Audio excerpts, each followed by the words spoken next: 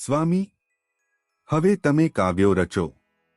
એકવાર ભગવાન શ્રી સ્વામિનારાયણે નિષ્કુળાનંદ સ્વામીને આજ્ઞા કરી, સ્વામી, તમે હવે કાવ્યો રચો.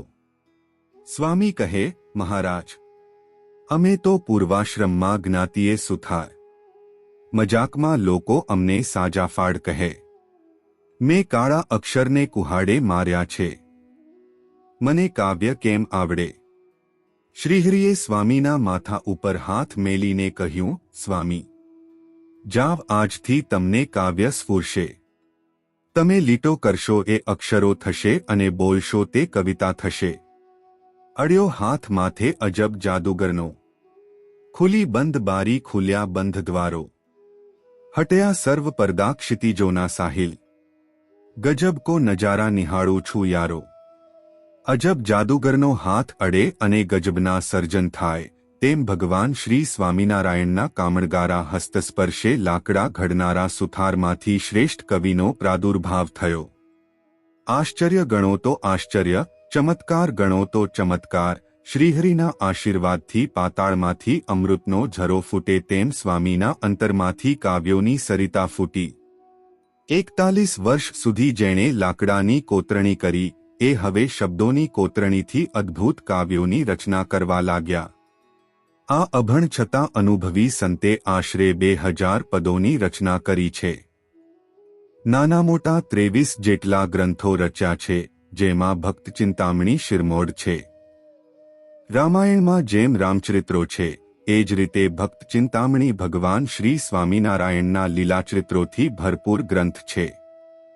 આ ગ્રંથનો પાઠ ભક્તોના મનોરથ પૂર્ણ કરનારો હોવાથી એનું ભક્ત ચિંતામણી નામ સાર્થક છે. સ્વામીએ રચેલા 20 ગ્રંથોનું એક સાથે દળદાર પુસ્તકમાં પ્રકાશન થયેલ છે, જે નિષ્કુળાનંદ કાવ્ય અથવા તો 20 ગ્રંથ નામે પ્રસિદ્ધ છે. સંપ્રદાયના મંદિરોમાં નિષ્કુળાનંદ કાવ્યની નિયમિત કથાઓ થાય છે. બુદ્ધિપ્રકાશમાં કવિશ્રી દલપતરામ નોંધે છે, આ કવિને ચોમાસામાં રોજ 4 નવા પદોની રચના કરવી, પછી જ અનાજ જમવું એવું નિયમ હતું.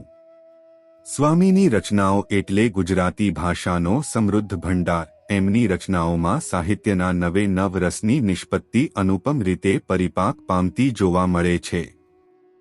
સ્વામીની રચનાઓમાં અલંકારોનો ખજાનો છે. દષ્ટાંતો અને ઉપમાઓ તો કવિકુલગુરુ કાલિદાસને પણ ભૂલાવી દે એવી છે.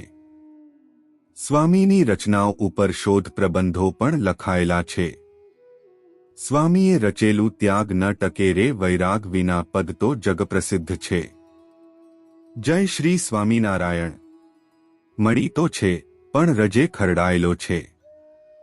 એકવાર શ્રીહરિએ સદ્ગુરુ નિષ્કુળાનંદ સ્વામીને આજ્ઞા કરી કે, સ્વામી, દરબાર પુંજાજી તથા ભાલના ભક્તોનો મનોરથ પૂર્ણ કરવા તમે ધોલેરા જાવ અને મંદિરનું નિર્માણ કરાવો અને સદ્ગુરુ આત્માનંદ સ્વામી, સદ્ગુરુ અખંડાનંદ સ્વામી અને સદ્ગુરુ અદ્ભુતાનંદ સ્વામી વગેરે સંતોને આજ્ઞા કરી કે તમે સ્વામીની સહાયતા માટે ધોલેરા જા.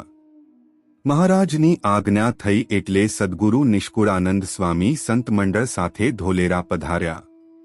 ધોલેરામાં મંદિરનું નિર્માણ કરવું સરળ ન હતું. એક તો ભાલની સૂકી ધરતી, વરસાદ આધારિત ખેતી, પાણી ખારા, ઝાઝા સાધન સામગ્રી કે સગવડતા મળે નહીં. સદ્ગુરુ નિષ્કુળાનંદ સ્વામીએ પુરુષોત્તમ પ્રકાશ ગ્રંથમાં લખ્યું છે કે, નાનો દેશ નીરસ અતિ, દેહાભિમાનીને દુઃખરૂપ. ત્યાં ત્યાગી હોય તે ટકે, બીજાને સંકટરૂપ. ભાલની ધરતી સૂકી હતી, પરંતુ હરિભક્તોના હૈયાના હેતની સરિતાઓના નીર અખૂટ હતા. દરબાર પૂંજાભાઈએ ધોલેરામાં મંદિર કરવા માટે જોઈએ એટલા ધન, ધરા, ધામ અર્પણ કર્યા હતા. મહાન ત્યાગી, વૈરાગી અને કવિ એવા સદ્ગુરુ નિષ્કુળાનંદ સ્વામીનું જન્મજાત કલાકૌશલ્ય ધોલેરા મંદિરના નિર્માણમાં સોળે કળાએ ખીલ્યું હતું. સદ્ગુરુ નિષ્કુળાનંદ સ્વામી ઉત્તમ કવિ હતા, એટલા જ ઉત્તમ કારીગર હતા. એક સમયે કોઈ અંગ્રેજ સાહેબ સદ્ગુરુ નિષ્કુળાનંદ સ્વામીની કાવ્યકીર્તિ સાંભળીને સ્વામીના દર્શને આવ્યા. આ જ સમયે સદ્ગુરુ નિષ્કુળાનંદ સ્વામી મંદિરના પથ્થર ઘડી રહ્યા હતા. આખું શરીર ચૂનાની રજથી ખરડાયેલું હતું. આટલા મોટા કવિરાજને ચૂનાથી ખરડાયેલા જોઈને આશ્ચર્યચકિત થયેલો એ અંગ્રેજ બોલી ઉઠ્યો, વાહ! મળી તો છે, પણ રજે ખરડાયેલો છે. સદ્ગુરુ નિષ્કુળાનંદ સ્વામીએ મંદિરની સ્વહસ્તે કોતરેલી કમાન આજે પણ સર્વના દિલને આકર્ષે છે. જય શ્રી સ્વામિનારાયણ.